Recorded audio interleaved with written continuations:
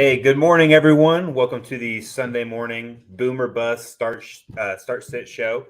I'm Bryce Frazier, and I'm joined by the handsome Rob Sullivan. Sully, how are we doing today? I'm good, man. I appreciate that lying compliment that you just gave me, but thanks anyway, man. Good to be here. I couldn't remember what I used to call you on the Wednesdays. I Man. always used to go above and beyond. I always call Leone the always reliable, so I have to I just remember all the shit that Leone called me. I don't remember what you used to call me. So we should have tried to get him on this morning and have you two going at it. It would have been definitely fun for a retro show. That'd have been fun for the people today. So while we let some questions pile up in here, I got to talk a little bit with Mooney about the trade deadline and things like that. So what did you make of the trade deadline? What were the biggest moves for you and the fantasy impact they had? Well, first of all, I was happy to see that the deadline had some activity, and I think there was some pretty interesting moves. As a Vikings fan, it was interesting seeing the Vikings acquire TJ Hawkinson, as Irv Smith's ankle looks like he's going to be out for the season. So I'm interested to see how that plays out.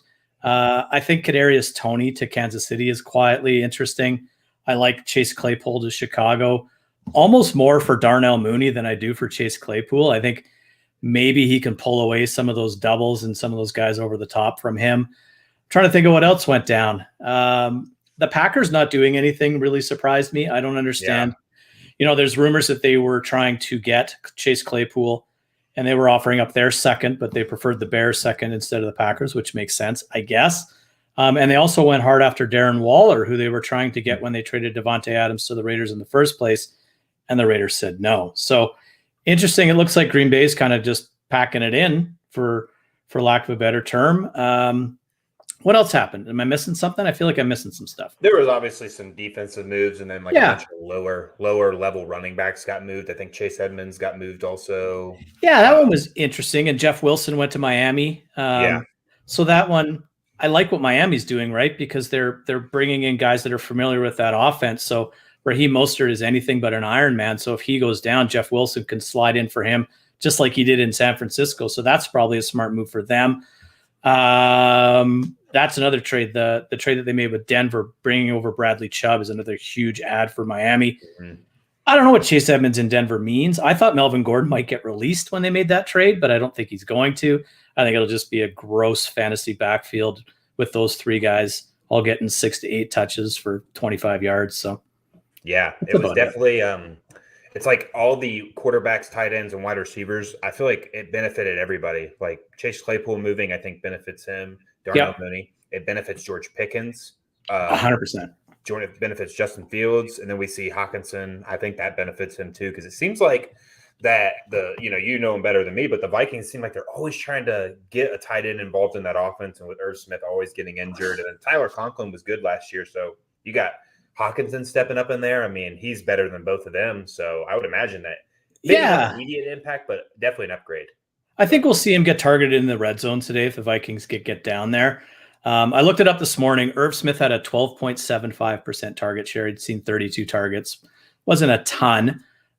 Cousins is really targeting Justin Jefferson, which makes sense, and then a little bit of Adam Thielen, and then a little bit of tight end and KJ Osborne. So I think Hawkinson, I think it's safe to say he's probably a better tight end, especially in the passing game, than Irv Smith at this point. So we'll see what happens. I like the fact that Minnesota thinks they're going to win the division and they're kind of going for it a little bit. I don't think we go anywhere in the playoffs. I don't think we're good enough on defense. And Kirk Cousins, who I've been defending forever, isn't really playing that well this year. So I need him to step up. He is, but he's frustrating as hell to watch. Like, he misses a lot of, Jefferson's making him look good, and Thielen's made him look good a couple of times. He's missing some easy shots. And I don't know. We'll see if Dalvin Cook can get involved. He's getting almost next to nothing in the passing game too. So we'll see what happens. But I like the team, obviously, and I don't want to say we're going to win the division, but we're in good shape. We're up 4 in the loss column, so we'll hope and see. Anything the Patriots do anything? They were rumored to also go after Claypool, and then the rumors were that Pittsburgh just didn't want to trade to New England, but I think it's more likely for the same reason they thought the Bears pick would be higher. I mean, that doesn't really make sense to not want to trade. I mean, I get they're in the AFC, but they're not even in your division, and they're not really a threat. I mean, I don't know. So, but that was all they had rumored. But they weren't rumored to do anything. So it didn't surprise me to not see any activity for them. They're not really. I thought they moved some linemen maybe for some picks, and that might be later picks, so it wouldn't have been anything exciting. So, but overall, it was an exciting deadline we've seen in a while. I mean, it was like the NBA deadline, to an extent. So, I like it. But we'll go ahead and get to some of these questions. Thomas, what's up? Marshall Jr. or Khalif Raymond at the flex? What do you think? I like Khalif just based on target share. He seems to be involved in this offense. Lions probably have to throw a pile today. DeAndre Swift's going to be active, but a limited usage again. So Amon-Ra, Khalif Raymond, they don't really have a tight end of significance anymore. So I could see Khalif Raymond getting 6 to 7 targets, and I don't see Marshall getting that. I think it's a DJ Moore situation there, and a lot of running. So I would go with Khalif. How about you? Wow, I just pulled up. I see this is like a situation where I'd pull up maybe the last game or two and see, and Terence Marshall Jr. saw 9 targets last week. Yeah, that's true. 7. That's not bad. And then what's Khalif Raymond? What did he get last week? He received 4 targets, but he had 3 catches for 76 yards, so he had himself quite a day as well. He's quietly been okay. Like this season, he's sitting at he's at 42 targets, 17, almost 18% target share this year, which is surprising. I think I'll stick with Khalif Raymond. I know that Terence Marshall just got a decent amount of targets, but that's the only game this year where he's had a target share an amount of targets that high. So I'd like to see it 2 weeks in a row before I feel comfortable starting him. I think that they're both obviously not ideal starts this week with all the buys happening, but I'll stick to Khalif Raymond in that Detroit offense, who's been pretty hot lately. Nice to see Marshall being significant because it looked like he was going to be another one of those highly touted guys that just kind of faded away. So nice to see him get in the spot. Yeah, absolutely. Drop Higbee to pick up Likely. If I absolutely have to win this week, yes. If I don't, I would try not to because I think as much as I like Isaiah Likely, he's probably a 1 week guy right now because you've got the Ravens going on bye next week. So then you got almost 3 full weeks of Mark Andrews getting healthy, and then he should be back and dominating that position for them. And Tyler Higbee he gets targets. That offense is broken right now. You know, it's Cooper Kupp by a long shot and then a little bit of Robinson and Higbee, but he's getting targets. So again, I don't blame anybody for dropping anyone to pick up Isaiah Likely if you have to win right now, because Isaiah Likely easily could be a top 5 tight end this week. So, yeah, I'm going to go with Likely here as well. But this also depends on if you have a tight end that is better than Higbee throughout the year. Like if you only have Higbee on your roster and you're dropping him for Likely, I would say no, because then you're screwed the rest of the year if someone picks up Higbee. But if you got like a better option that you're starting weekly and Higbee sitting on your bench, and then maybe you're starting tight ends on a bye this week, I would feel more comfortable with Likely than Higbee, like you said as well. Facebook user, I'm just going to guess this is Castillo. I don't have it pulled up today. That's okay. Good morning, guys. Need 2 in a PPR league. Garrett Wilson, Curtis Samuel, and Darnell Mooney. He currently has Mooney and Wilson fired up. I think I would go Wilson, and Mooney's got Miami today, who's been letting up points a lot. Yeah, they're pretty beat up back there, I think, if I remember correctly. Yeah. Who does the Washington play? Has a soft matchup today too, I believe. No. They play my Vikings today. Minnesota plays Washington. Aren't the Vikings? Well, I mean, like secondary, don't they let up quite a bit of points to the? Yeah. They'll give up some stuff. I don't know. Our linebackers are pretty decent. I don't know who our slot corner is, but I would think it's a Terry McLaurin day. But Curtis Samuel will get some. I think Gibson with McKissick out is going to get a lot of targets too. So that'll be an interesting one to see. But I think Garrett Wilson is safely my pick here. Is that who you guys take away today? You guys? Oh no, you play the Colts. Who did they play? They play the Bills. We played them last week, and we did not take him away, which I was a little shocked. So they play the Bills, which is not ideal. But don't the Jets have to throw a ton today? Like they have to, don't they? They have to, but geez, Corey Travis Hunter's Davis. not good as Corey they- Davis is out. It seems like every time people have to play the Bills and they have to throw a ton, the team just their opponent isn't successful, especially when it's like not a top level quarterback. I think I'll go Samuel and Mooney here with you telling me that the Bills is the matchup. I think you might be right, but I'm going to stick with Garrett Wilson on volume / garbage time, and I'm going to go with Mooney as well. I think he has a pretty 4 for 60 kind of day, and I think that'll be good enough here. Yeah. Curtis Samuel he had his least amount of targets last week with 4, so and he still had a decent week, so hopefully he can bounce back, get back up into that 7-8 target range, and be still valuable. I think all these guys are relatively close, so I think so. Wrong answer. Yeah, agree. In a rough spot due to bias, aren't we all? Start Hilliard, McKinnon, or Justice Hill. These are the questions I like. Leaning towards Hilliard due to matchup, but I don't know. I'll go ahead and say I think I would honestly, when I look at guys at this level, I'm going to look at the person that I think has the best chance to score a touchdown, and for me, it's Jerick McKinnon. He's on the Chiefs. He is very active when they're in obvious passing situations. He's on the field. It's not like he's seen a ton of volume or anything like that, but he has the best chance to score a touchdown, I think, out of these 3 guys. So I'll lean him just for that reason alone. Who would you pick? I'm probably with you. I could probably make a bit of an argument for all 3 of these guys, which is probably why they're all in the question together. I think Hilliard could see some targets. McKinnon sees some targets and could score, and Justice Hill could easily be the Ravens' number 1 running back this week. Edwards is likely out. Kenyon Drake is nothing. He's not spectacular, and Hill could dominate there. But with that being said, I'm going to agree with you. I think McKinnon's in best quarterback, best offense, chance to score. I think that's sort of the common denominator here for me. I'll roll with Jerick McKinnon as well. Yeah, he seems like he's consistently seeing about 3 targets every week, and he's catching most of them. So he's probably got a little safe floor of 6 points, which isn't great, but it could be worse, I guess. I would say so. Good morning, Marco. We got both people who live in Germany in the chat today. Love it. Do you know if Ronnie Rivers is playing? That's a good question because I know he got demoted back down to the practice squad. I think they brought him back up, but I don't think he's going to be active because all the reports are that Akers is going to be active. So Akers and Henderson will be active, and Malcolm Brown will probably be active as well. And I don't see them having 4 active. And if they do, I don't know what you're getting out of Ronnie Rivers this week. So that's a hard team and a hard backfield to figure out.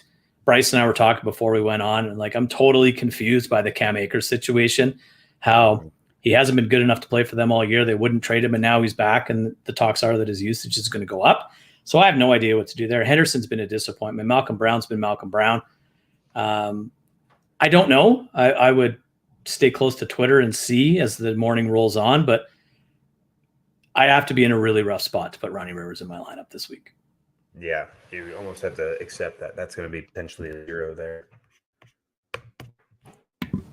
Jimmy Sands, hey team, Allen Robinson, Mecole Hardman, Robert Woods, or Tyquan Thornton, half-point PPR. Who you going here? I'm looking to see who everybody's playing. Rams have the Bucks. Chiefs have the Titans. So that takes care of 2 of those. And you guys have the Colts. We got Indy. Mecole Hardman's been sneakily involved in this offense lately, both catching and running. So I'm going to go there. I don't feel great about these options, but I think I'll go Mecole. Kind of similar to what you were talking about McKinnon, probably the most likely to score a touchdown. Yeah, he's active in the pass and the run game. So I definitely will also take Mecole Hardman. It's relatively easy for me here. It's between Tyquan Thornton's out of these 3 guys. Yeah. Allen Robinson's not an awful decision, but I'll take Mecole in hopes that he gets those little pop passes maybe close to within the 20 again. Ooh, James Conner's back this week. I figured we'd get some questions with him. Half-point PPR.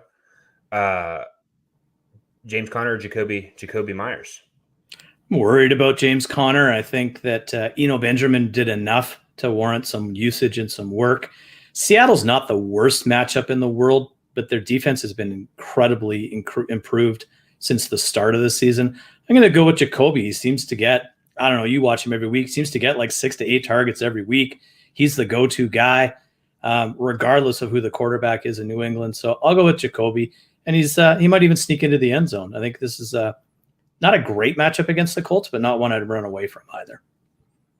Yeah, he can do it all. I think he's undervalued in fantasy at this point. I think this offseason he might be in high demand with the lack of top end receivers available. He's a free agent at the end of the year? Nice. Yeah. So I'm going Jacoby Myers kind of easily here. James Conner didn't really do anything prior to him getting injured as well. Yeah. That offense is definitely different when D-Hop is out there. So it wouldn't surprise me for James Conner to kind of return to the form he had last year, where he's got a lot of touchdown upside. But Jacoby Meyer just is dominant. It's closer with it being half PPR, but I'll still lean Jacoby Meyer here. Marco, he's got Thornton, McKenzie, Thielen, Palmer, and Julio Jones. Start 3. For me, this is start 1 between Thornton, McKenzie, and Julio. I don't know if you'd agree with that, because Thielen and Palmer are locks out of these options. Yeah, Palmer's situation alone makes him a lock. Thielen's going to get some red zone looks for sure. I'm going to go with McKenzie. I still think when I get into these situations, excuse me, I pick the best quarterback in the team I think is going to score the most points, and I think Buffalo is going to put up some points today. Sauce Gardner might take Diggs away to a certain extent. So Josh Allen might have to look more Gabe Davis, Isaiah McKenzie, and Dawson Knox today. So I like Isaiah McKenzie, and I think they need to get him right after a couple of kind of rough games for him. I think it's McKenzie, Thielen, Palmer pretty easily for me. Yeah, I don't really want any part of Julio and Thornton. Like they're both probably dependent on getting a touchdown more than McKenzie would be. To have a decent game. So I'll go with you here and go McKenzie as well. Thornton should be more involved in that offense, but he's kind of with Parker out, he might be today, but I want to see it first. So fair. I will go McKenzie as well, but I think Thornton is a sneaky good play this week in a lot of leagues, but we have to see that offense. They looked horrible last week. They scored 50 points, but Mac Jones can't score touchdowns apparently. Yeah, struggled a bit. Yeah, it was ugly. Should I start Patterson or Montgomery? Ooh, Cordell Patterson went off IR this week. Did it say he was limited in any sort of capacity? Not really. So he practiced in full all week, and they activated him yesterday. They run that ball a ton, and they don't care if they're winning or losing. So even if they split that backfield 3 ways with Huntley and Algier and Patterson, I still think he gets probably 10 to 12 touches. Plus, if they're going to throw it, he has the ability to catch the football as well. I think Montgomery is slowly losing his job here to Khalil Herbert. If nothing else, it's a 50-50 split. And I like Justin Fields now with more designed runs, taking some stuff away from that backfield as well. He adds Chase Claypool. I think Cole Kmet plays better. I think Darnell Mooney plays better. I think they throw it a little bit more. And I think they're going to be in a bit of a track meet with the Dolphins this week. So I'm going to go with CP and hope that he plays a little bit more than I hope or than most people think. So that's my take.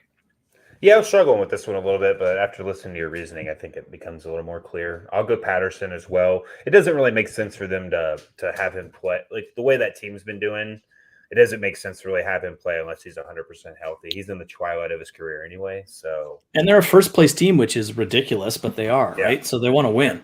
And the other thing too is everybody's running all over the Chargers. The Chargers are giving up the second most yardage and fantasy points to running backs next to the Lions. So I think there's a lot of meat on that bone for that Atlanta backfield today. Yeah, Montgomery is losing his job. He's definitely, if anything, it's a 50-50 in that backfield now. He's not the best running back. I agree. It says, or should I trade Patterson and McLaurin for St. Brown? If that means that you're starting Montgomery and St. Brown every week over Patterson and McLaurin, I don't know. I like Terry McLaurin now that Taylor Heineke's the quarterback. So I think I would hold with Patterson and McLaurin because Montgomery's future with that team, like he might just start to lose even 50% of the carries. So I wouldn't want the risk of him of having basically a backup running back as my starter in my weekly lineup? I'm assuming this is a redraft question. So. I think it is. There's two pieces that I'd kind of like to know is the scoring format for one. And second of all, if you trade Patterson and McLaurin for St. Brown, who are you starting instead of those two guys? That's a big piece to me because I really like Amon-Ra St. Brown, but I don't see a huge difference between Amon-Ra and Terry McLaurin the rest of the season. Like on a week-to-week basis, what are we looking at? 3 or 4 points a game, perhaps? Probably. And Cordero Patterson could be a top 15 running back with the amount of usage as long as he holds up. So I think you're giving up a lot for a really nice wide receiver there. I would try not to do that without knowing the answers to my questions. Mm-hmm. I would assume if he's asking the Patterson Montgomery, if he trades that, he would be starting St. Brown, and then Montgomery would have to be in his lineup. I would assume. Yeah, that's a good assumption. And so you're basically trading Patterson and McLaurin for Montgomery and St. Brown, for lack of a better term. And you're in his lineup, yeah. Right. And I don't love that. And I think that's the missing piece in a lot of those redraft trade questions is, okay, well, who are you replacing what you're trading with? Because you have to factor their value into the equation as well. So I really think I would stay with Patterson and McLaurin. I think they're both arrows on them are both pointing up right now. And Amon-Ra is Amon-Ra. He's a top 12 guy probably based on volume and talent. So I would try not to make that trade. He's a very good, I think he's the best player in this deal for sure, but agree. It's just not by miles. Almost accidentally reported that one. Who should I start, Joe or Tua? This is easy for me. It's Tua for me. Is it easy for you as well? I was looking at my rankings. I have Tua ranked 6th and Burrow ranked 7th this week, so I guess it's not easy. But yeah, man, Tua just gets the ball in the hands of Waddle and Hill and drives his fantasy value through the roof. So if Tua's healthy, there's very, very few on a weekly basis that I'm going to start over him right now. Yeah, if Jamar Chase was on the field, I think I would just look up matchup at that point. But yep, yeah, I'm going. And if this is a 1 QB league, it's time to trade a quarterback. Yeah, you might have to wait till Jamar Chase comes back to do it, but or you could try and trade Tua after a good week this week and get good value and maybe a spot your weekend. Yeah, I don't think there's a problem here if you started Joe this week either. I got him in some DFS lineups this week. We'll see. This guy, he said, thanks, I appreciate this, and this is another question in a different league. Hayden Hurst or Isaiah Likely. I think is this likely for you as well? Yeah. I just think on volume, he just has to get targets. I mean, look what he did. Look what he did last game when Mark Andrews went out. Look what he did all preseason when he was the main tight end on the field. Like, he seems like a very, very good athlete. It's almost kind of sad that he landed in this spot where he's got a really difficult path to targets because he's got a top 3 tight end in the league in front of him. So yeah, I see him more in that sort of Kyle Pitts mold of he's really a wide receiver playing tight end. I'd almost like to see them sort of go into some 2 tight end sets when Andrews comes back and run one out of the slot and one off the line, right? I think rookie tight ends typically take a while to get going because he can't block. Well, I don't think he has to block in that offense. So let him run routes. Let him and Andrews run routes. Bateman's out for the year. Dever Duvernay is fun, but DeSean Jackson, as bad as some of my dynasty leagues rosters are, I'm actually starting him this week, but I don't expect anything out of him. So Hayden Hurst is nice, but Hayden Hurst is Hayden Hurst. Yeah, he's like your safe, mediocre tight end. Like, I need 8. If I need 8 points for my tight end, I feel okay. Exactly. Hayden Hurst in. Where Isaiah Likely has 20+ upside. Like, I agree. Probably not going to see that with Hayden Hurst. Maybe once this year or twice. With Likely, the only way Hayden Hurst gets there. Yeah, the only way Hayden Hurst gets there is he scores twice, right? So but Likely could get there without scoring a touchdown. Yeah, that's true. Volume. Yep. Geno or A-Rod, Garrett Wilson or Doubs? Go ahead. Who you got here? Geno by a long shot for me, and I got burnt bad by my Romeo Doubs feeling a couple of weeks ago when he put up a donut. That's true. He looked a little bit better last week, but I'm probably going with Doubs again this week. I don't love that, but I know I went with Garrett Wilson in that earlier question, but I'm not expecting a ton out of the Jets this week against Buffalo. So I'll go with Dobbs, but I'm definitely going Geno Smith over Aaron Rodgers. Yeah, it's Geno by miles for me as well. I mean, I'm starting Geno over a lot of dudes. Like if you ask me Geno or Brady, I'm putting in Geno still. So am I. And then I thought that you'd go Garrett Wilson here, and I'm also going to go Dobbs. I think that the matchup for Wilson is worse than it was last week because I do think the corners for I know the corners for the Bills are better. Their safeties probably aren't, but their corners definitely are. And then Dobbs, I mean, they're playing against Detroit. So that's a freaking juicy matchup. Yeah. That could be a high-scoring game. And the Packers haven't had a high-scoring game all year, I don't think. So he can be a big beneficiary of that. So I agree. I think his floor is safer this week, Dobbs. And I think that his thing is just as high as Wilson. So I haven't seen what Lazard's doing, but I think Romeo Dobbs benefits greatly by having Alan Lazard on the field versus off the field, because Romeo Dobbs as a rookie should not be the top targeted tight or wide receiver in any offense. So it's a lot to put on that kid. So I like Lazard being there. I think today's a lot of Aaron Jones. So I think Dobbs could get 6 to 8 targets, 5 to 6 catches, could score. The Lions aren't very good on defense. So that's a good spot for him. I like him. Need 2.5 PPR. Jacoby Myers, DeSean Jackson. More than Dion. Is this Dion or DeSean? It's probably Dion. If it's DeSean, he shouldn't be in the question. Yeah, Josh Palmer and Patterson. Man, this one's kind of tough. So I'm going to rule Jackson out right off the hop. Yeah, I think so too. It's bad matchup this week. Bad matchup, and you have to get all PPR points. It has to be all receiving. Yeah, so he played for Taylor a couple of weeks back, and I think he had 10 catches, and he was like the top 2 or 3 running back. I don't see Sam Ehlinger or Egginger, however the heck I'm supposed to pronounce his name, target the running back position like Matt Ryan did. So I really like Palmer's matchup. I like Jacoby based on what he does. I like CP this week as well, but I think I'll go Palmer and Myers. I think I'm going to go with the 2 wide receivers here, even in half point PPR. It's really tough for me to leave Patterson out of this one, but I think Palmer's going to eat. The Falcons give up the most points to receivers in the league, and Jacoby's going to do it. They just did the Falcons again. It's you, man. It's Falcons. You. The Canadian Falcons. I remember you did that, yeah. I think, oh, man, I got Jacoby in there. It is. It's between the same situation.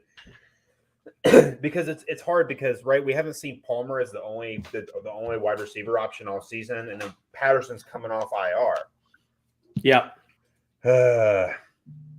Patterson's got Cincinnati, who's really nothing super special. They're kind of mediocre in all categories, I'm pretty sure. And who do the Chargers play?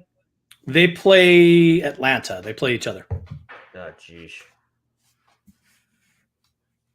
I'm pretty sure they do. The rest of here, probably Palmer and Patterson, really. It probably is, but Myers' volume is probably the highest at all. I'll go Myers and Palmer as well. I just think both of these guys could easily see over 10 targets today, where Patterson might see 10 touches total, and 7 or 8 of those might be rushes. And they most likely will be, because that's how they play, right?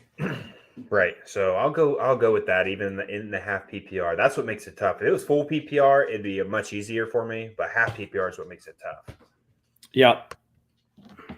If Rivers isn't playing, I had James Cook to start, or I drop Ronnie and pick up Hill. Hill? I'd be starting Justice Hill, Snoop Connor, Hasty, or other second and third running backs. Well, I would be starting probably James Cook over Rivers, even if he was active, because Cam Akers is active too. I don't really think Rivers gets the ball that much today. They might get the ball the same amount, but James Cook has a better chance to receive it. This is rough. I would dump everyone on this page. I would dump Ronnie for everyone on this page. Hill, Connor, Hasty over him as well. But I'm going to go with James Cook. And the reason I'm going to go with James Cook is it seems to be the Bills' MO that when they get up big, they keep Singletary on ice and they leave him to they limit his usage, and James Cook gets a little bit more on the field. So I could see Cook playing a ton, especially in the fourth quarter in this one, and the Bills will probably be running the football. The Jets have a decent run defense, so it's not a simple, easy matchup. But I think the volume, like who's going to have the most touches out of all of these guys, it's probably Cook or Hill for me. And I'm going to go with Cook, better quarterback, better team, better chance to score. So that's a very good point, that this game could get so ugly that it could be garbage time and James Cook gets a whole quarter and a half of just like being the main. He could get 20 carries in this one. Yeah, that absolutely makes it way easier for me that I'd be starting him anyway. Good point. I'm not going to lie, when you were answering that last question, I had to look up who Tom Kennedy was. I didn't even know who that was. I'm going to tell you right now, I don't. Who is it? He's a wide receiver for the Lions. I remember him now from the Hard Knocks. He was he scored a touchdown, I think, in the preseason. So Tom Kennedy or Kadarius Toney for my second flex. I mean, this is easily Kadarius Toney for me. I don't know who the other guy is, so I don't know how I could pick a guy who I don't know who he is. I like to think I know a decent amount about this stuff, and I don't get stumped with who the hell is. So the tight end for Houston that scored on Thursday, I was like, who the hell is that guy? And Tom Kennedy, who the hell is that guy? Yeah. So Kadarius Toney's hamstring miraculously is better now all of a sudden. Don't you think Patrick Mahomes gives him 3 to 4 looks just to get him going in this one? And we all know what he could do with the ball in his hands. So it would not surprise me if he immediately comes in and just like gets 5 or 6 touches today. It would not surprise me. And that guy gets the ball in his hands. Look out. I think he immediately comes on that team and is by far the most athletically talented receiver. Do you think he takes a lot of juju away now? Like Juju's had some really good games lately. Is he going to hurt Smith-Schuster the rest of the season? I think he hurts everybody else except him. I really do. I think that it becomes now a 3-headed monster with Juju, Juju, Toney, and Kelsey. Obviously, Kelsey doesn't. Nobody's going to hurt Kelsey, right? So I think it opens up some for Juju. It might not this week. Like I think Kadarius Toney is going to have to establish that he's worth getting a looked at more in scouting reports and stuff like that. But it wouldn't surprise. I'm not expecting him to be very active today. Like I'm not starting him unless I have to. Yeah, just saying, I agree. It would not surprise me. Andy Reid's like one of those guys, right? Like he will do stuff that nobody else is thinking about doing, and acquiring a guy that's been injured for a week or two and getting him immediately active in a couple touchdowns wouldn't shock me today. Yeah, like Tom Kennedy might be my neighbor. Like I don't even know who he is, so I have to go with Kadarius Toney. I was like, good for you for letting me know. No idea. I was like, who? I said Tom Kennedy, and it said Lions. I was like, okay, it came up with like a bunch of Kennedys, like for the Kennedy family, like the celebrities. I might start JFK over Tom Kennedy this week. Oh, okay. Ross Bob, he asked earlier about he's the one that had the trade question. So he's got CMC on his bench. Oh, okay. Well, now he's trading. Who is he trading? He was trading Terry McLaurin and Patterson for Amon-Ra. So then he would be starting CMC with Montgomery. Is that fair? Yeah. Or maybe he's got another receiver or whatever else. He's got Hopkins and T. Higgins. So he'd be starting Hopkins, T. Higgins, Amon-Ra St. Brown with CMC and Montgomery. Or it'd be CMC and Patterson with Hopkins, T. Higgins, and McLaurin. Man. I think I'll still stick with Patterson in a redraft league. If this is Dynasty, it's easier in Dynasty, right? Yeah, because CP is probably close to done. Yeah, I'm going to stick with holding on to those guys. The week 14 bye for Peter or for Patterson is a little bit concerning because that might be in the midst of your playoffs. With that said, I think that's a pretty darn good team, and I think you have I want depth there instead of straight upside. I don't know. It's close. It's way closer now for me now that I know that CMC's on the bench because he's kind of 2 guys in one, and I think we saw he's going to go nuclear in San Francisco. So Yeah, it's definitely a close trade either way. We can't fault you for taking. Yeah, and those are the way trades should be, right? They probably help both teams and they're fair. So good for you guys. Hayden Hurst or Taysom Hill? I'm going to go Hayden Hurst here. I know Taysom Hill gives you a ton of different options and variety of upside, but Adam Troutman is supposed to be active again this week. So that, not that Taysom's getting a lot of targets, but that limits his on the field as well. So unless he runs for one or throws for one, I don't see him scoring more than Hayden Hurst. So I'm going to go with Hurst. I think Taysom Hill is a non-factor for the most part this week. Yeah, I'm gonna look. I mean, what was Taysom Hill's target share last week? So I don't think he might have had one or two. Yeah, he had a 10-point week in a tight end premium.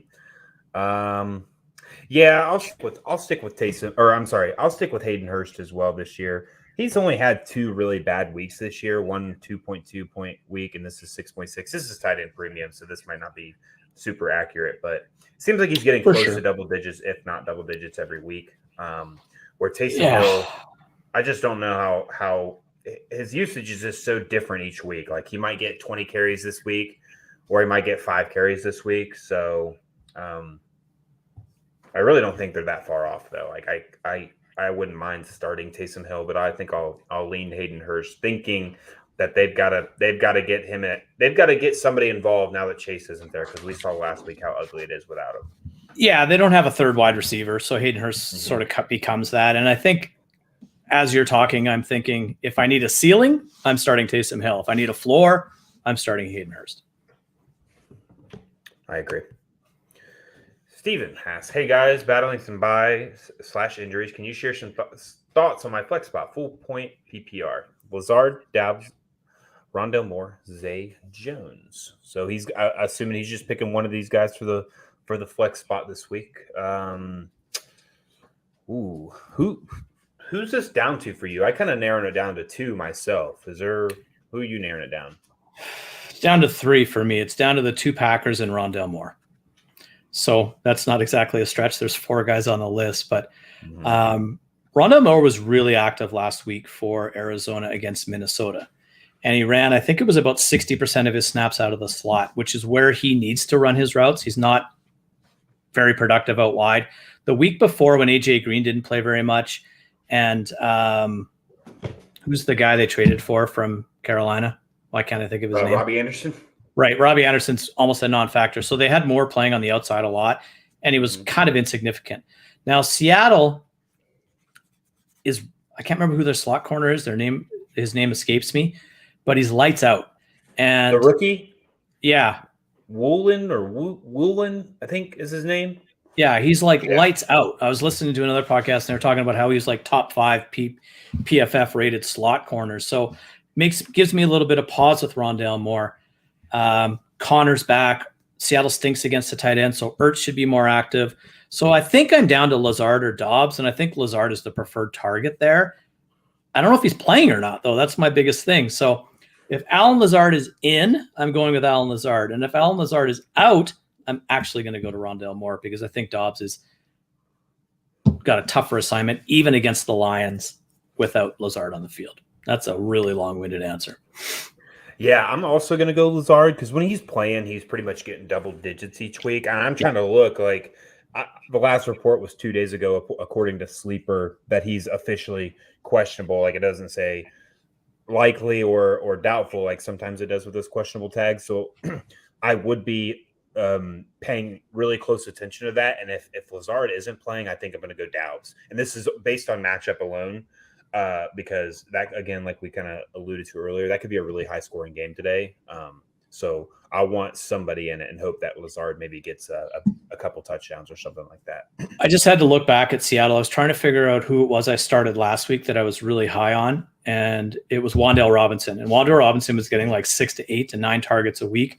And then he goes against Seattle and he lines up against this slot corner. His name escapes me, and he was invisible. So that's my little bit of fear for Rondale Moore, but we'll see. He's definitely got the ability once he has the ball in his hands. And like, I think his ADOT last week against Minnesota was like 0.5 of a yard, because they throw a lot of stuff out of the backfield to him, but he's shifty, man. So I'm still going to go with Lazard, though. I think it's the safest, like you said, safest route to targets here is through him. And he has the same ceiling as Rondale. I think so too. Yeah. PPR tight end, Monroe or Conklin. Also flex PPR, Zay Jones, Drake London, or Khalif Raymond, Cadarius Toney, or Terence Marshall Jr. Darren Waller is doubtful, so that's probably why this question is being asked. But I'm going to go Conklin. He and Zach Wilson are finally getting like a rhythm together, and we saw Conklin was extremely efficient when Joe Flacco was quarterback. So if he can be involved in that offense, like you said today, they're going to have to throw a lot. The Bills linebackers are really, really good at stuffing the run. They're not so great at covering. So if Conklin can get in the middle of the field and find those soft spots between those linebackers, I think he could have a really big week with the wide receivers potentially struggling to get open today. And then for the flex spot, this is where it gets a little dicey. That's tough. Me. Yeah. All right, I'll answer the tight end question while you're thinking. Go ahead. To me, it's Tyler Conklin, and it's massively Tyler Conklin. To your point, when the Jets have had to throw, and they were throwing like 60 times a game early in the season, Tyler Conklin was leading the league in tight end targets and was like a tight end 2 overall. Then Breece Hall started running and getting going, and they changed their offense when Zach Wilson came back. Then Breece Hall broke my heart and his knee, and we've seen Tyler Conklin step back up again. So I think Conklin easily, and now I'll let you go to the wide receiver one because I have no clue. All right, so we got Drake London's against. You want to eliminate guys? Is that easier? Yeah, I mean, for me, I'm eliminating Zay Jones. I'm eliminating Khalif Raymond.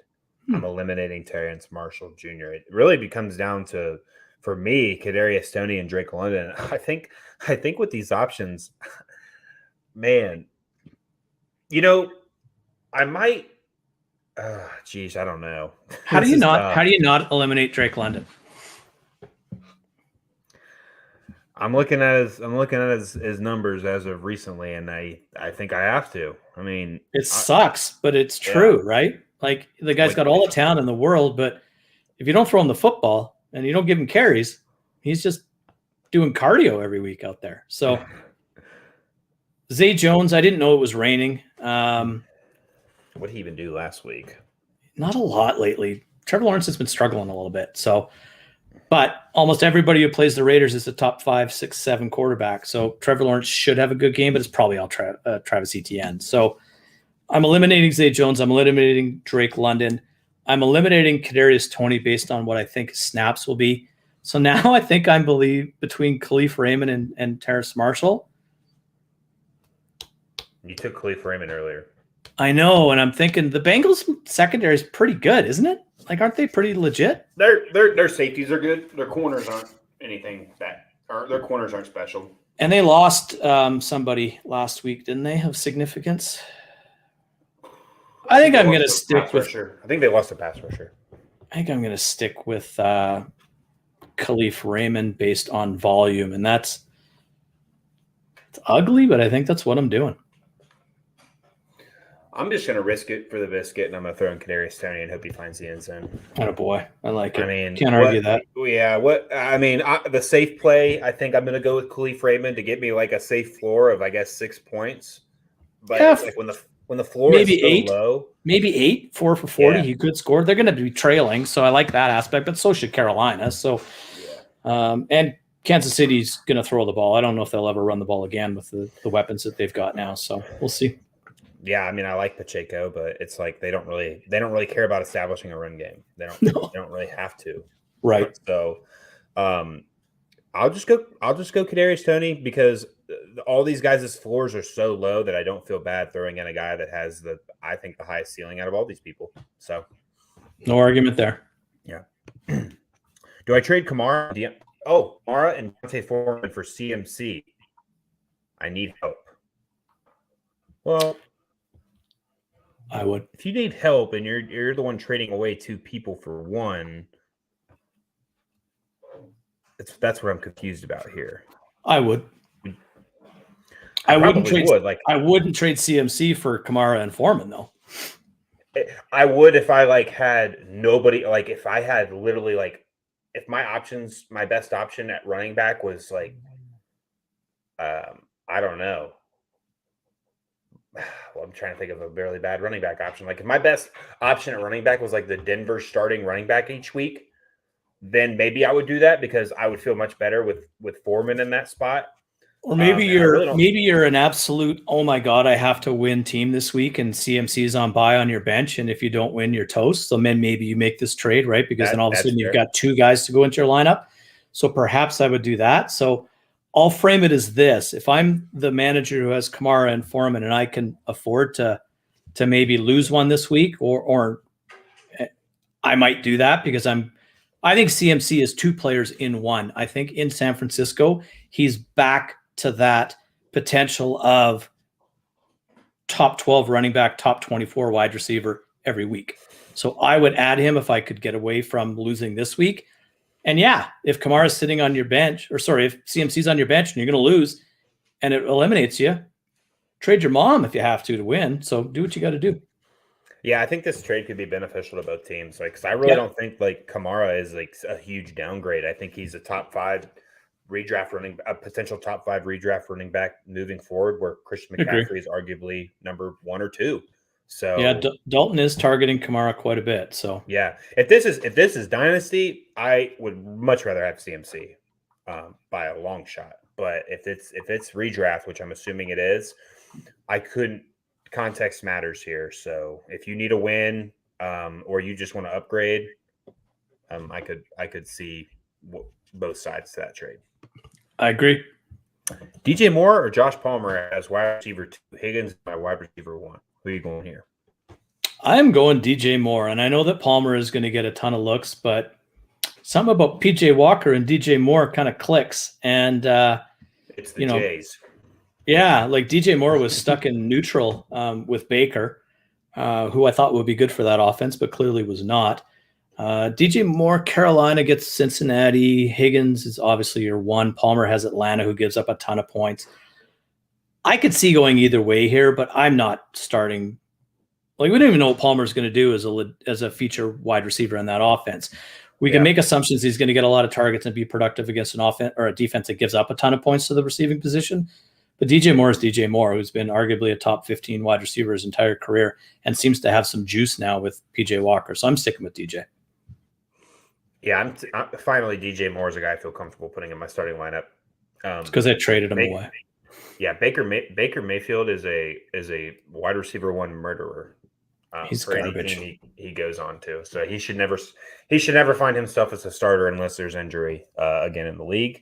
I think it's proven that he's just he had a nice little run, and I think he contributed a decent amount to changing the culture in Cleveland, and I don't think that should be overlooked at all. He did his part for what his organization needed at the time of when he was drafted, but it's time to move on. He's not an NFL caliber quarterback at this point. Is he get a contract next year? Is he going to get one? Yeah, I think he'll get one as a backup.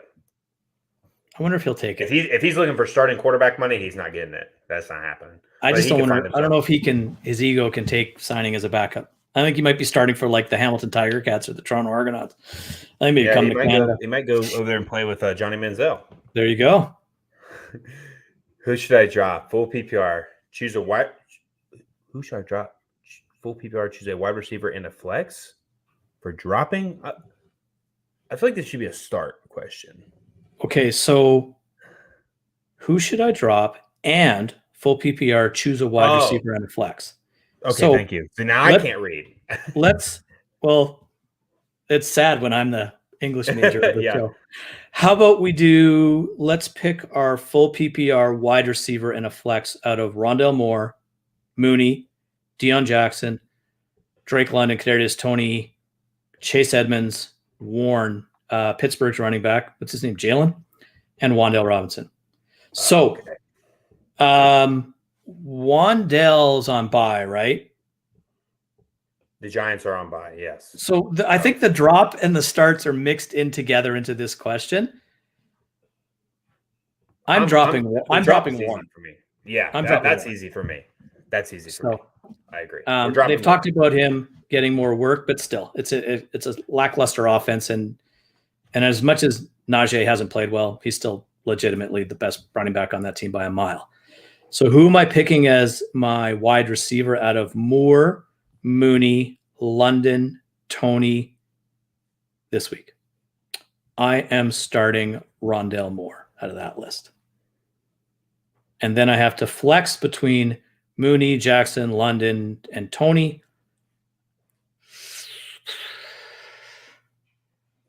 I think it's Mooney's my flex. How about you? I think I'm going the same direction. I think I'm going Rondale, Mooney, and I'm dropping Warren. Mooney, so I remember I used the example for Tony because everyone's floor was so low, but I think Mooney's floor is high enough to where I can feel perfectly fine starting him over Tony, who I think still has the higher ceiling on that offense. I don't mind Deion Jackson here either. Like I think he'd be right behind Mooney for me just because he could be really active in the pass game because there's no Nyheim Hines there anymore. Like it's just Deion Jackson. I don't know if that quarterback throws to the running back. I think that's why I'm going Mooney. I think he peppers Paris Campbell and Alex Pierce and Michael Pittman Jr. Patriots are still a legit run defense, even though they got run over a couple of weeks ago. I think they're still really good. Yeah. And Philip Lindsay might outproduce Deion Jackson this week. Like we have no idea. So New England, their defense is very good against quarterbacks they can keep in the pocket. When there's mobile quarterbacks, like we saw it twice this year against Lamar and Justin Fields, if they let a quarterback extend plays and get outside the pocket, their defense falls apart. Like they can just do their job for the certain amount of time you're supposed to, and that's it. So, yeah, and Sam can move; he can run. So that so he could be. But when it's a young quarterback, I have some hope that he can keep him in check today. I don't see the Colts scoring very many points today, if any. I don't see either team scoring a lot of points in that game, to be honest. Yeah, well, I wouldn't be surprised if like the Patriots just score a bunch of points because they get good field position all game and that's fair. Kick 8 field goals again. As long as it's Ramondre running wild, I'm happy. Or catching. Yeah, just score that a point. Yeah, that's all I need. I've got him in my DFS lineup, so me too. In one of them. Good week for him. Morning, fellas. In need of a flex, full PPR, Olave, Eno, or Foreman. I think we could take Eno out because James Conner is playing. So yeah. It's Olave or Foreman, and this is Olave for me. Super easy. I think it is too, but I wouldn't be surprised if Foreman without Hubbard is pretty solid. But I'm going to go with Olave as well. Ravens secondary doesn't scare me too much. Dalton likes him. You know, like it doesn't matter. The good thing about Chris Olave is it doesn't matter who the Saints quarterback is. If it's Jameis, Taysom Hill, or Andy Dalton, they all target him. So that says something. Jarvis Landry might play this week, so that might limit Olave a little bit, but I don't think it will. So, I don't know what Cincinnati does against the run, but I'm going to go with Olave here as well. He's super talented. I mean, he's super talented. He's great. Is Cincinnati today? Carolina plays Cincinnati, and the Saints are home to Baltimore on Monday. Oh, okay. This is interesting. David Montgomery or DeAndre Swift. I'm 2-6. And Swift is reported to be limited today. I think this one is quite easily Montgomery, to be honest. I'll take 50% of the Chicago backfield versus 20% of the Lions in a game where they're probably trailing a lot and there's no reason to get DeAndre Swift killed. So you throw the ball a ton to your wide receivers and you give the guy's name, who I can never remember, Craig Reynolds, a little bit of work as well out of Detroit's backfield. So I don't look for much out of Swift this week. I got him ranked down in the 40s. I'm going to go with Montgomery here. Jamal Williams against his old team today, too. Right. So, and he's the preferred goal line back, regardless if Swift is healthy or not. Yeah, Swift was a huge disappointment this year in some redraft leagues I was in. Luckily, I traded him in both for pretty good haul. I traded him in one league, I traded him and Chase for Amari Cooper, Deebo Samuel, and Ramondre Stevenson after Chase got hurt. That's good. I like it. Yeah, I think I got an upgrade at running back and then not too bad of a hit. Yeah, I had Swift as a top 5 running back this year, and sadly he's not. I did too. He's got all the talent to do it. It's just he can't stay healthy. Yeah. I have a trade to talk about. I had a guy offer me Jamar Chase, David Montgomery. He also has Herbert, Nyheim Hines, and Curtis Samuel for Waddle and Cooper, Amari Cooper.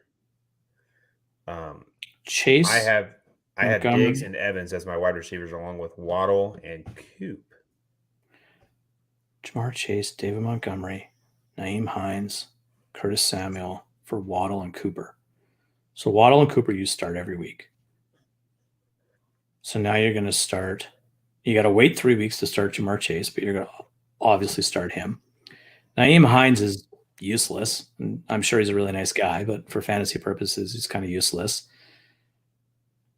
You're going to start Herbert or Montgomery, and it's going to drive you insane for the rest of the season on which one to pick and when until Herbert emerges as the guy.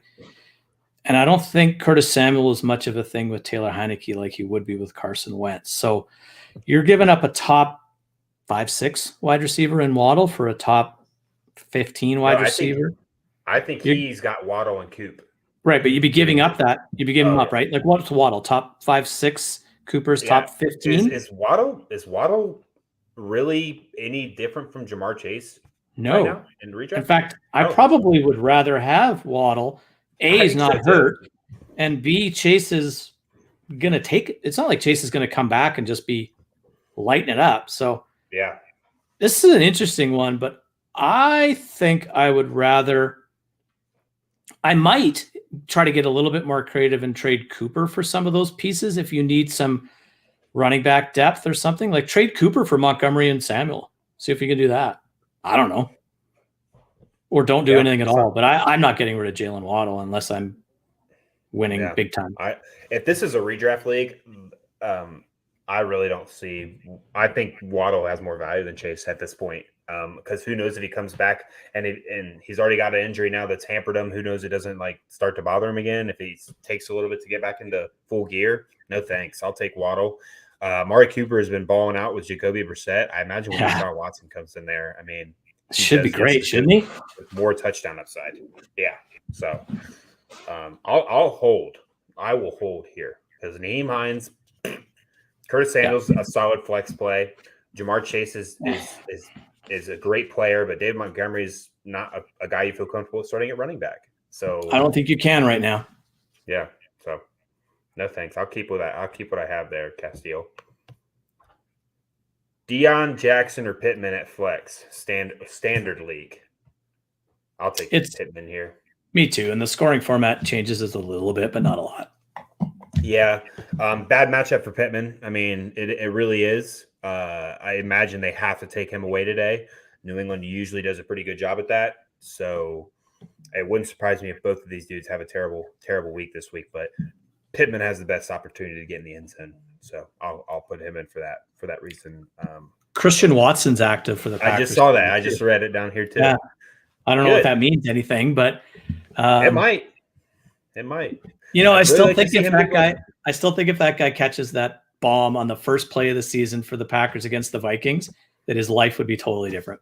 He had a 60, 70-yard walk-in touchdown that fell right in his hands and he dropped.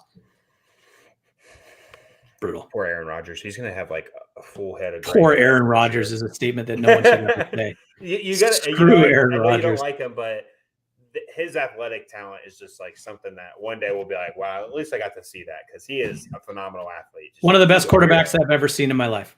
Yeah, he's definitely a top weirdo. 3 or 4. Yeah, he's strange as fuck, but whatever. Yeah. He's good. Super elite athlete. Just a super smart guy. He's you ever watch his Barstool interviews? He's super fun. He's really. I like him. As much as I dislike him as a player, especially, I don't think I dislike him as a human. I'm sure he's all right. But when he's on with McAfee, those are pretty good interviews too. Yeah, and there's a Bears fan named Big Cat that does interviews with him, and he'll give him gifts and he'll stick pictures of him getting sacked in them. It's super. I love it. It's pretty funny. and Rodgers should be like, "Oh, this is the highlight of this guy's career." And he'll just put it away. Yeah, he's funny. Remind him that he owns them still for sure. Yeah, he's a pretty good guy. I don't mind seeing him lose though. It's okay. It says we got a super chat down here. There it is. Explore Connections. Thank you for the super chat. Anybody who is viewing right now, a super chat moves your question to the front of the line. We answer it and then we go back through. But thank you so much, Explore Connection. Mooney over D. Carter, MVS, Woods, Julio, and Alec Pierce. So would you be replacing Mooney with any of these guys? The only one, honestly, that gives me a bit of pause is Carter, because I think he's going to get a ton of slot volume this week. But I think Mooney's been like that 5, 6, 7 for 50, 60, 70 yards like the last 3-4 weeks. As we've seen Justin Fields sort of evolve and then giving him design runs, it's opening up the game a little bit for Mooney. Komet's getting a little bit more involved. Like, I was really surprised at how well the Bears did against the Cowboys last week. And I think this week they should do very well also. I have a lineup where I'm wrestling with Darnell Mooney, and I'm keeping him in my lineup. Carter gives me pause, but it's not MVS, it's not Woods, it's not Julio. It might be Alec Pierce, but I don't know what happens there either. So I'm going to go with the safest thing here and go with Mooney. I'm also going to stick with Mooney, but I thought Alec Pierce is the one that gives me a pause because, again, fair. New England makes you beat them with your second, third best receivers, and that's what Alec Pierce is on this team. And he matches up well against our other corners. Like, New England doesn't have very big corners, where Alec Pierce is a big body, tall wide receiver.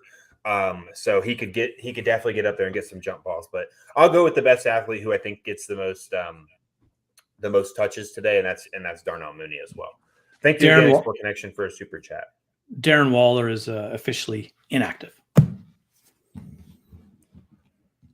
Oh, yes. Okay, that's why we're going to get some more Monroe questions probably. Yep. Kyle Singer asks, Monty or Patterson, full PPR? I think we answered – did we answer this earlier with Patterson? Yeah. Just a different person? Yeah. We went Patterson here. I think we had more options, but yeah. CP was where we went. Yep. Patterson, for sure. Tua Burrow. We had one of these from someone else earlier as well. Yeah. And we went Tua each. And then Palmer or Deion Jackson and flex standard scoring. Did standard changes for you at all? No, because Palmer just needs one catch for 40 yards, and that might be Jackson's day. So I'm going to go with Palmer still. Yeah, I'm sticking with Palmer as well. Ingram, Taysom Hill are likely. Man, this is between Ingram and likely for me. Is it for you as well? 100%. Yeah. Who does Jacksonville play today? They play the Raiders. Give me Ingram. That's I hard have to do. all three of these guys back to back in my rankings. I have Ingram, likely, and then Hill. And I think I'll go with Ingram. He's getting looks and he's getting targets, and the Raiders don't scare me at all on defense. So yeah. I really like Isaiah Likely, like I want to say it, but I don't know what happens there. They might just run the ball 400 times. So I'm going to go with Evan Ingram. Hope he gets a touchdown. They're definitely I think it's no doubt that Jacksonville is going to throw the ball more today than Baltimore will tomorrow. So I'll take it just for that reason alone. Man, those are all three good options though, man. I wish I had those three. I get sometimes what is it, Noah Fant or somebody else that I can't even remember. Colby Parkinson or whatever his name is, and shit like that. Irv Smith Jr. Yeah, one-legged Irv. Yeah. Trade CD and Kenneth Walker for Cup in the Dynasty League. Heck, I would want CD and Kenneth Walker easily. Regardless, there's a tendency to want to go get Cooper Kupp because you're probably a contender if you're making this side of the trade. But is Cooper Kupp really outscoring CeeDee Lamb, Kenneth Walker, and whoever the hell else you're putting in your lineup? I don't think so. Mm-mm. Walker's a beast. CeeDee's only going to get better as we go here with Dak getting more and more comfortable. And we'll see how Cooper Kupp's ankle really is. Like, he hurt his ankle. They say he's playing. Maybe nothing, but it might be something that bugs him a little bit. And the Rams are broken. I want Lamb and Walker here. And as much as I love Kupp, I want Lamb and Walker, especially in Dynasty. Even in redraft, I think I want CD and Walker. Yeah, probably. Yeah. I just think the point upside with those guys and probably the safety of their floor. Like, Walker's going to run all over the place. Yeah. And CeeDee Lamb. I traded Kupp in a league where I need help for Devontae Adams and Kenneth Walker because I had no running back depth. So it probably benefited the other guy too. Hey, guys, start to bench one. Hardman, Zay Jones, Eno.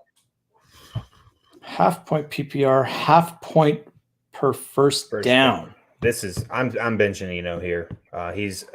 He comes in as the backup running back for me. So this is pretty easy. I'm benching Eno.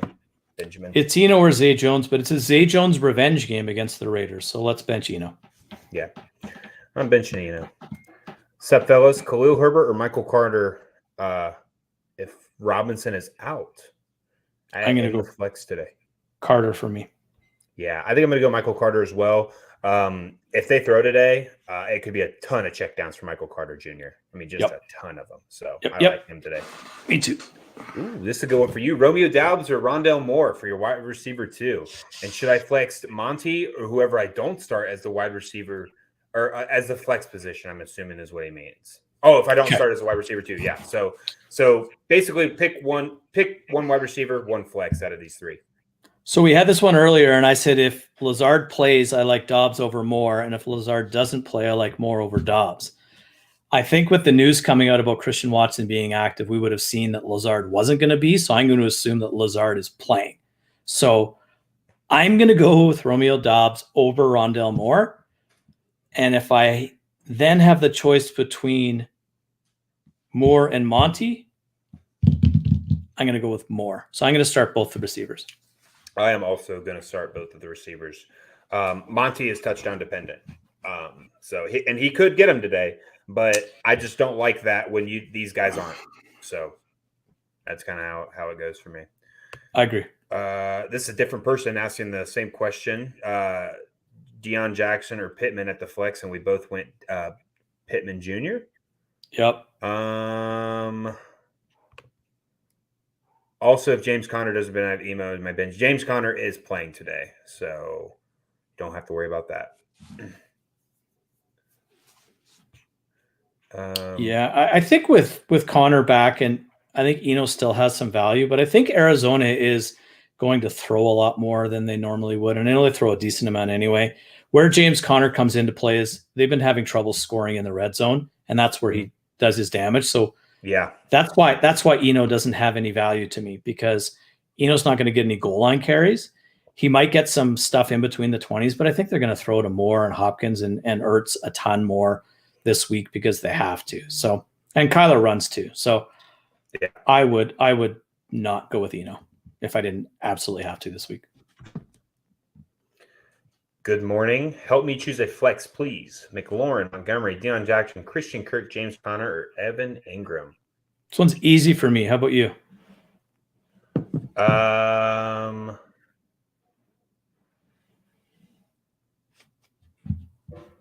going to go McLaurin. It's not super easy. It is for me. It is for me. McLaurin. I like Evan Ingram here, actually, number 2. Crazy to say. Number 2. I like Christian Kirk and then Evan Ingram. But I wouldn't fight you too hard on that. We should probably bet something, hey? What are we going to bet? And Christian Kirk, $5. We have a $5 bet. Oh, I don't want to bet that. I want to bet against Christian Kirk or Evan Ingram. Oh yeah, I'll take $5. Evan Ingram. Yeah, done. Evan Ingram. Did you see how I lost $20 last week on like a shitty 3 for 36? Dude, yes, I saw that. So mad. So mad. Sorry, Thomas is helping me in the chat. He said I missed a question with Monty versus Patterson. I saw it because we answered one like that earlier, but I think we could both say that we'd easily go Patterson. I think that's the third time we've had that choice, and I think we've gone with Patterson all 3 times. Yeah. I think we might have just answered it recently, but yeah, we'd go Patterson. We would go. It was a Kyle Singer question. He said, "Oh, here it is." There it is. Monty. Yeah, I'm still going Patterson, and I appreciate Thomas. Thomas auditing us is always appreciated. He helped me because the super chat didn't pop up. Like sometimes it's blue at the top of the chat for me to see, and it didn't pop up. So he caught it for me within a minute. I don't do shit around here except answer questions. You and Rick do all the hard work. So yeah, usually it pops up real big at the top of the comment section for what I can see, and it didn't pop up for me. I think that happened to Rick last week too for some reason. Yeah, and then it did the next one, which is weird. So we answered the famed Tiger one with McLaurin. Okay, so pick 3: Olave, Schuster, Gabe Davis, Paris Campbell. So who we benching, I guess, out of these 4? I think I got to bench Paris, don't I? Maybe it's Juju. I'm benching. No, it's Paris Campbell. Yeah. I think you can't go. The other thing that Belichick does is he eats young quarterbacks for breakfast, right? And I know the only ones that have been successful are the mobiler ones, and somehow Drew Lock. But I would say, yeah, I think I have to sit Paris Campbell here. I'm easily starting Olave and Gabe, right? Yeah. Olave is my number one out of this. Honestly, I don't really see that big of a gap between Schuster and Gabe Davis for me, because Gabe Davis is just really inconsistent, but he has this huge weeks where Schuster's kind of not really putting up big points, but he's been pretty consistent, I feel like, in the double digits. He's been playing a lot better and being a lot more consistent the last couple of weeks. And the only thing is Gabe Davis could easily have another 80-yard touchdown in this one, right? So, but that's a silly thing to bank on. So I think Olave is the guy because I think he gets the most targets. Juju's got the best quarterback. Gabe, maybe not. Maybe not. Start two. Oh. Kevin said start two. Okay. We got to sit two? So, yeah. So now it's between Juju and Gabe Davis. I think I am. I don't know if I like that, though. Schuster. I think you might be right. It's close. It's not Paris Campbell. I thought it was start three. Oh, it was a typo. Gotcha. Okay. Yeah, typo. Kyle's making my head hurt. Yeah. Oh, Kyle down here? Yeah, I know. Sorry. We got into his question, though. Tua, Herbert, or Fields this week? I need to check. For me. I have Herbert one spot higher. I don't think I should, though, with that wide receiver core. I'm going to stick with Herbert here, but I think all three of these guys are top 10 quarterbacks this week. Yeah, I do too. I like two of the most out of these, but Herbert Fields would be an interesting one for me. I think Eckler could catch 15 to 20 passes today and just destroy that defense. But go buy Justin Fields if you can in your leagues because he's about to take off. Hill, Tonyan, Likely, or Ingram. We had one similar to this, but this now adds Robert Tonyan. I think it's going to stay the same with Evan Ingram, right? Yeah, I still want to say Likely, but I'm still saying Ingram. Yeah. James Robinson or Jeff Wilson Jr.? Well, whichever one is dressed and plays, because I don't think Robinson's going to go. And Wilson knows the offense, so he could get some touches. It'll be interesting to see what Miami does at the stripe because Chase Edmonds was their goal line guy. So, do they subject Raheem Mostert, who looks like their top running back, to the pounding at the goal line? Maybe not. And Jeff Wilson was pretty successful in that role as a Niner. So I think you got to go Jeff Wilson here. He's definitely got a better chance to score. And I don't even think James Robinson's going to play. So obviously check the inactives, but I'm going Jeff Wilson, even if James Robinson does play. Yeah, I think I will as well. He's a game time decision, and they're optimistic that he does play, but he's not really much of a PPR monster compared to Michael Carter Jr., so they might get the same amount of touches. So I agree.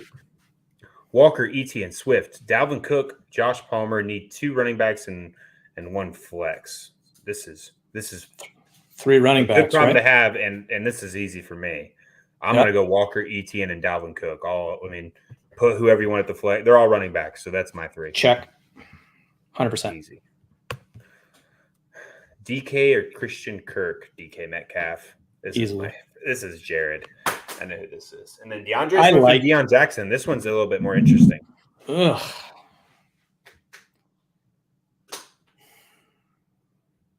So Jackson gets more touches, right? I think so, and that's what I'll take. I do not like DeAndre Swift this week at all. I need to look what I've done here.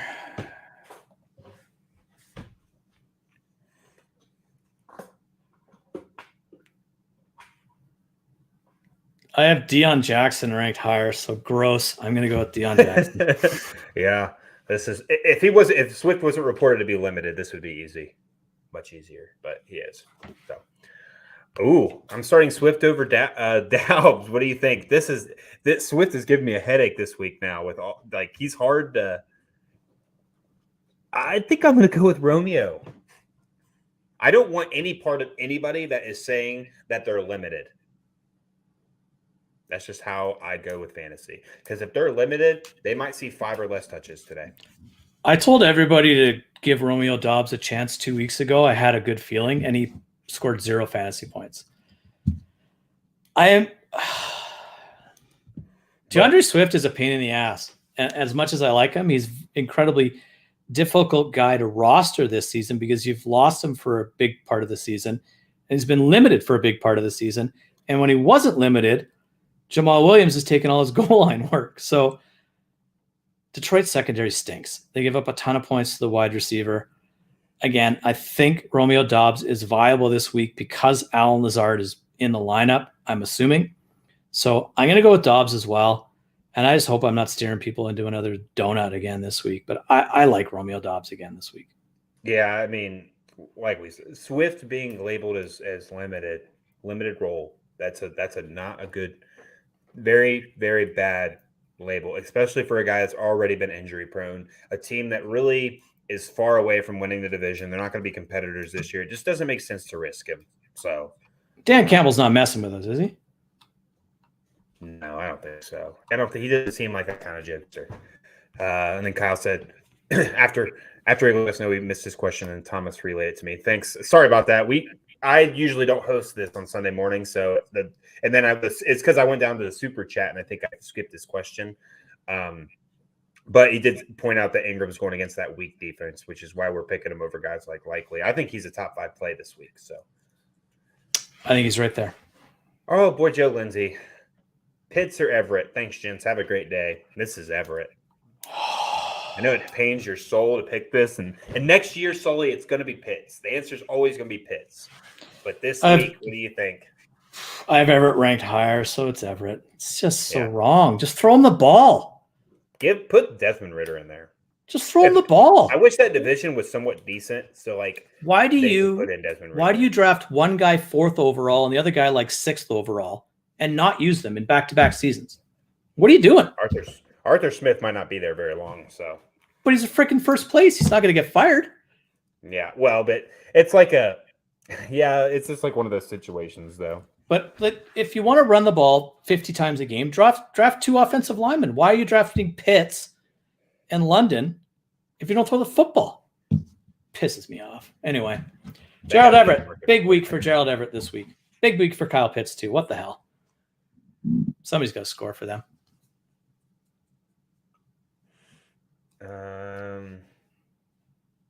Let's see here. Oh, we skipped that dude's question. Before we got to it, they're all talking about it. Let's see here. PPR pick 2: St. Brown, Olave, and DJ Moore. I'm going to go DJ. I'm going to go St. Brown and DJ Moore. Ooh, just another $5 one. Yeah, Olave versus DJ Moore. Yeah. Olave. I need a big week from Olave. I do too. So I'm kind of reverse psychology myself here a little bit. We skipped that guy's question, and then we got Monty or Patterson again. Gosh dang it. Patterson is the answer. It is. It is. I don't know why we hate that question. This is a good one. Foreman or Deion Jackson? Oh, I think it's Foreman. Yeah, I think so too. Quite significantly. Yeah. I really like Foreman this week. He looked good last week. I think he's just a guy that I compared his career to how Raheem Mostert's went. It's just he couldn't stay healthy even earlier in his career. Or maybe not Raheem Mostert. I don't know of a running back because he was kind of drafted high, if I remember, a 2nd round pick or 3rd maybe. Mostert? Foreman. 3rd round, but he was pretty highly touted. Yeah, out of Texas, I believe, right? And he just had injuries that hampered his career. Now he's coming on late in his career, like Mostert is more of the example I use, and he's showing that he might be a guy that could find himself as a starter next year as for a team that might not need running back that bad. He was buried behind somebody in Houston, and I think it was David Johnson. Yeah. And he didn't get a ton of work. And then he started to get work, and he was really looking good, and he tore his Achilles. And blew a season and all that other stuff. We don't know the rest of it. But to me, he's a volume guy. Like, I don't think he's ever going to be a really productive guy if Hubbard and him split. But when you can get him going, he's like a train going down the tracks and it gets going, he's tough to stop. He runs hard. He's big. He can catch the ball a little bit. Kind of reminds me a little bit of, I was just about to say, he's a poor man's Derrick Henry. He even 100%. Looks like him. Like, he's big, got the dreads hanging out. Looks just totally like crazy. I'm going to assume that this is Kenyon Drake or Patterson. Using both last names, I guess that would be an easy assumption. It's Patterson, regardless of which Drake it is. If it's Drake London or if it's Kenyon Drake for me. I don't trust Kenyon Drake. Kenyon Drake has bust off a couple of big ones in the last couple of weeks and done nothing else. But there's I just don't trust it. Hey, Gus Edwards isn't playing this week is the problem.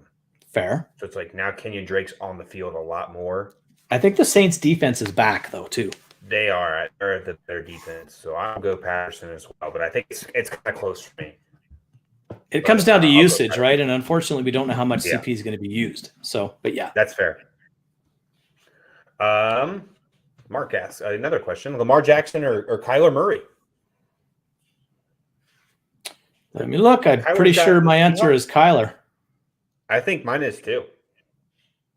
Yeah. I have Kyler ranked 4th and Lamar ranked 8th this week. Yeah, both great options, but I'll go Kyler Murray as well. I knew that his fantasy production would significantly increase when D-Hop got back. So, and without Andrews, even though likely he's playing well, Lamar's been struggling. Yeah. He had a really good first 3 weeks, had a decent week last week, and outside of that, man, he hasn't put up he's been struggling. Numbers. Pick 2: Stevenson, Foreman, Algier, and Drake. First 2. Yeah. First 2 for me as well. Ramondre Stevenson is just a great option at this point throughout the season. Did you see him get tackled by his hair last week? Yeah, he was pissed. He got up and he was pissed. He even looks like the Predator. Aren't you like just inviting? What's with there's 2 things I don't get: the long dreads and these stupid undershirts that I see a guy get like slowed down by every week. Yeah, tuck the damn thing in. I mean, whatever. I don't get it. The dreads might be like a cultural thing. Okay, that's fair. Yeah, but the shirts, I don't pisses me off. Every week I see it at least once or twice. What's the new? Have you seen the new neck thing people are wearing? Is that supposed to be a safety thing, or is that? I don't know. I don't know, but I know what you mean. I was wondering. I was like, what is that protecting?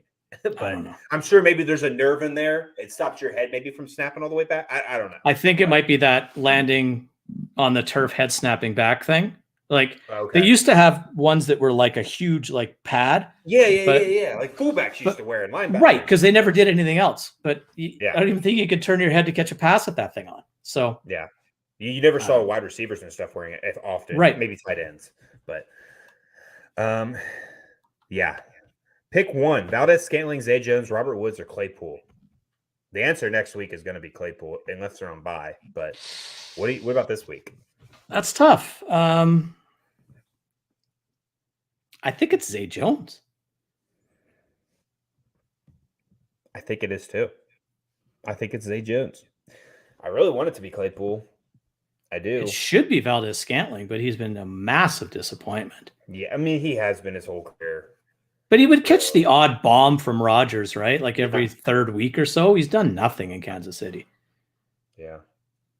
And I don't trust Robert Woods. I don't even know who the Titans quarterback's going to be this week. Could be Malik Willis and 10 passes again. They play tonight, so that makes it even more difficult. Right. But luckily, I'm in the league. I've got Ryan Tannehill, and I've got Malik Willis too. So no matter what, it's either do I take the risk of starting Ryan Tannehill and he doesn't play, and then put in Malik Willis, or I just put in Mac Jones, and I'm putting in Malik Willis if he plays because Malik over Mac, really? Well, if Ryan Tannehill I'm taking the risk of Ryan Tannehill hopefully playing.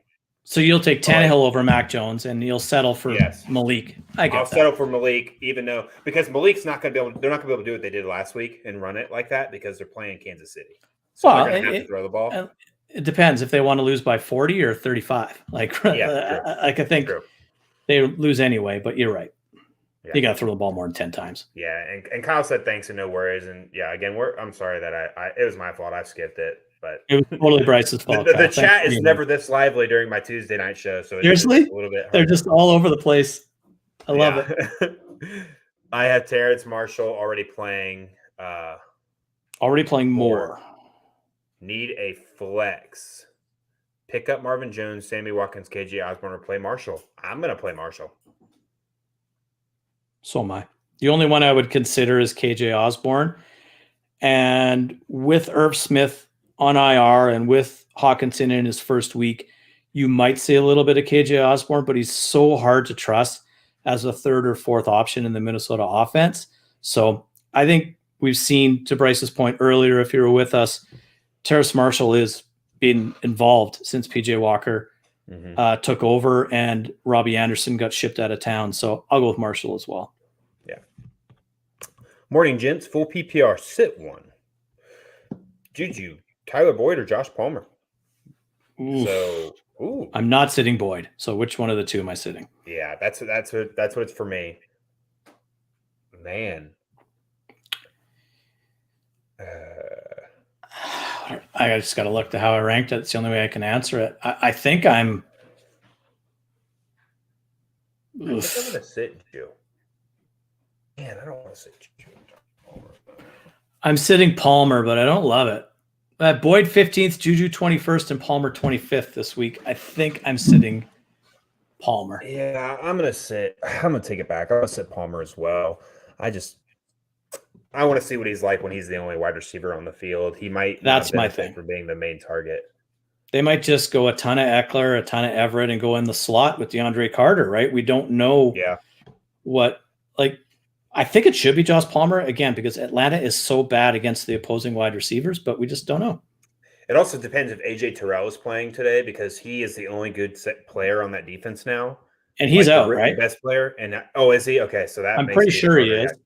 If he was in, it would easily be Juju for me because AJ Terrell is very good. The Chargers promoted Keelan Dawes to their active roster. Remember him from Hard Knocks with the Raiders? Oh, yeah, for the Raiders. Yeah, he's up there today. So I hope he does well. Michael Carter or Khalil Herbert in the flex, half PPR. Thanks. Michael Carter for me. Yeah, it's going to be Michael Carter for me as well. It's relatively close. The answer, I think, in a couple of weeks will be Khalil Herbert, though. I do too, but I just see Carter getting a ton of work without Robinson. And I think Ty Johnson gets a little bit, but I think Herbert's still at best splits this week. Yeah.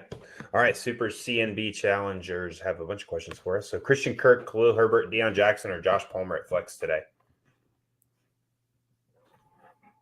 Kirk. I think it's Josh Palmer for me. Okay. Christian Kirk for me. Josh Palmer for me. Pitts are likely, and Packers or Colts defense. Pitts? I know, whatever. I can't do it. Very close, but I'm going with – if I'm going Evan Ingram over likely, I'm going Pitts over Ingram, so I'm going Pitts over transitive property means over likely. Packers or Colts? I'm going to go with the Packers because I could see Goff having to throw a ton and fumbling and throwing picks left, right, and center. I think you guys just shut the Colts down and they run a ton, so there's probably not as many picks. But sacks and turnovers, I think, favor the Packers here, so I'll go with the Packers. I will go with the Colts because, like I alluded to a little bit last week, you get points for also not letting up a lot of yards and points. And I really think this will be a low-scoring game between the two. And the Patriots' offensive line hasn't been doing too great at keeping Max safe. Like, he goes down at least 2 or 3 times a week, it seems like. So you might – I feel like your ceiling, it was just crazy to talk about with defense, but your ceiling is with the Packers because the Patriots are usually pretty good with the ball. But Max had some bad throws this year, and it wouldn't surprise me for him to throw a pick 6 this year. I just realized I answered that as if it was the Patriots defense and not the Colts defense.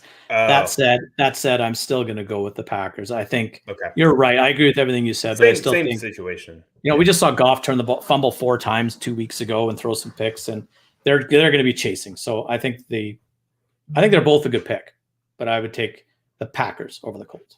Mm-hmm. Tanyan or Evan Ingram this week? This is easily Evan Ingram for me. Me too.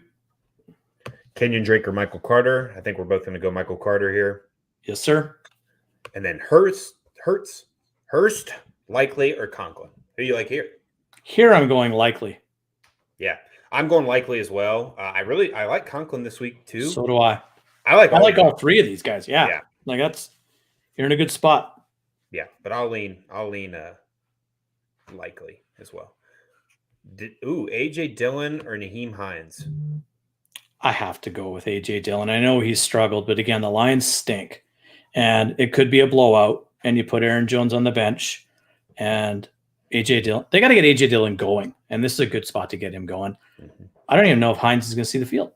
Yeah, I don't want any part of Naheem Hines, honestly. Marco asks Hurst or Gesicki? That one I have to look at, but I think it's Hayden Hurst for me.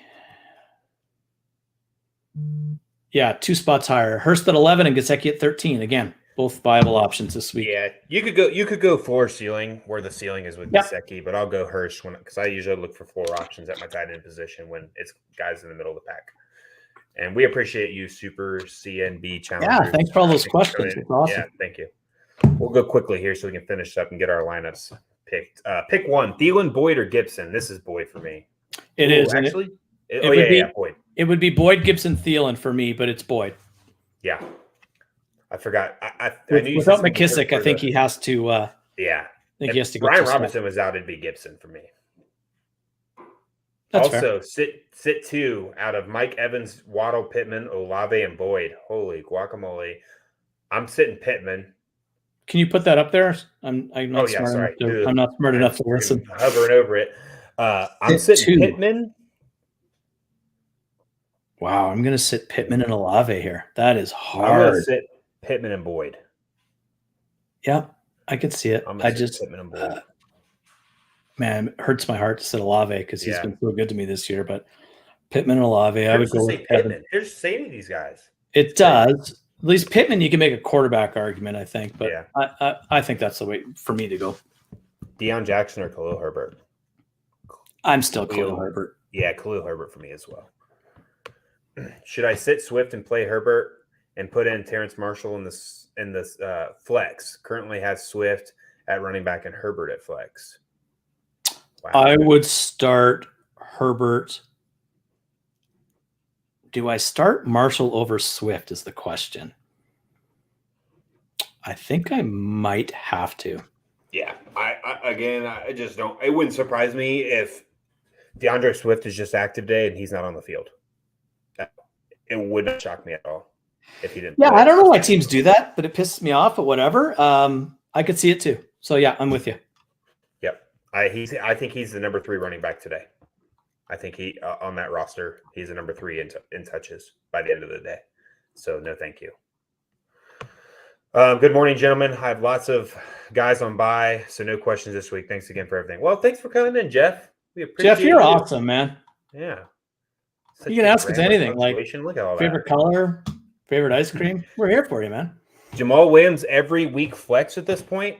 I feel comfortable with him. Absolutely, Maine. Maine. I said, okay. I feel comfortable with Jamal Williams every week. I mean, he's got all the touchdown upside in this offense that scores at will, it seems like, outside of 1 week against New England. He's the goal line back, and he's definitely a good start this week. So I think he might be a weekly start in a 2 running back start league. I'd have to have it. Yeah. Right? Absolutely. So maybe not even a flex. So it would have to be a 10-team league where my team is loaded for me not to be putting him in my lineup each week the way he's been performing. I agree. Need 2, Swift, Patterson, Herbert, and Deion Jackson. I think we're going to go in the same direction here. I think we're going Patterson and Herbert, right? Yep. And then this is our last question. Cadarius Toney or Paris Campbell? Did we kind of answer this before? I don't remember. I don't think so. I don't think Paris Campbell was in it. No, I would have remembered Paris Campbell because I think I lean Paris Campbell. I'm going to go Paris Campbell here. So if your theory of taking Pittman away is true, I think the Colts will struggle to run on your Patriots. So now it's Alec Pierce and Paris Campbell. I think there's going to be some more targets than what Cadarius is going to do. Yeah, Cadarius easily has the ceiling, but I think Campbell has the floor. Yeah, I'm going to go Paris Campbell for that same reasoning. Listen, when Kadarius Toney got traded to the Chiefs, I was the happiest fantasy owner on the planet. I have Kadarius Toney in 8 of the 10 leagues I'm in because I knew he was talented. I don't think he wanted to play for the Giants. Like, I really think he wanted to get traded last year in the offseason. He's pissed off he didn't, so he was injured all this year until miraculously he got traded and healed 100%. So I think last year he didn't want to play for that. I think actually last year he was hurt. And didn't want to play for that garbage team. And this year, I don't think the coach wanted him to play, and I don't think he wanted to play. So they just agreed to have a hamstring injury. And I think it's the same thing with Kenny Golladay in New York, that he's probably not that hurt, but what's the point of putting him out there? So, which is Kadarius Toney doing well. I was never a big Kadarius Toney guy coming out. I was one of the few that wasn't. But he could be stupid electric in that offense if he's healthy and they get the ball in his hands in space. We've seen what he can do. He's shifty. So he could be great. But for right now, I'm going to take the safer route and stick with Paris Campbell. Yeah, we got a small preview of what he was like last year. And if he can be that and healthy this year with Pat Mahomes, I mean, he can be a top guy. Yeah, I think it was the Cowboys game last year. I think he had 8 or 10 catches for 180-something yards. He made Trevon Diggs look like a bottom 5 corner. Like he was getting 8 yards of separation. How quick he was. Yeah, and he was burning guys left, right, and center with the ball in his hands. So he could be that guy. I just don't think he's that guy this week. And it's also new surroundings for him, right? Yeah. So they probably he did get 2 weeks. He did get 2 weeks. True. So he's probably got 4 or 5 scripted plays for him. We'll see what happens. I like Paris. Okay. Last question. This is it. Don't ask anymore. I need help again. What do I do? So the dude countered it. Do I trade Kamara and Foreman for CMC or Kamara and Pitts for Kelsey? Well, I wouldn't be wanting to get rid of Kamara and not get a running back. So I would do the Kamara and Foreman for CMC. You got to be really, really deep. I'm trading for McCaffrey. Yeah. I would do the McCaffrey one before that. In a vacuum, I would be wanting the CMC side of any of these deals. But like if I really needed help in a league and I needed to win this week, I couldn't blame you for trading CMC for Kamara and Foreman, but I'll take CMC all day. I have a hard time trading Kyle Pitts, even for Kelsey, but I think the key is Bryce's point of you're trading away a running back and not getting one back. And that is especially one of that caliber. Correct. Yeah. So, I agree. Yeah. All right. You did it. That's it, everyone. We did it. We got like 50 minutes till the game starts. So everyone, good luck with your lineups. Good luck in DFS. Good luck in everything. Yeah. Hope your team wins. Hope your fantasy team wins, unless you're playing me or your favorite team's the Colts. I hope they don't win. So good stuff. We'll see you guys next week. We should have our fearless leader back. The box back. Yep. Yeah. See you. Awesome. Thanks. Thanks, everybody.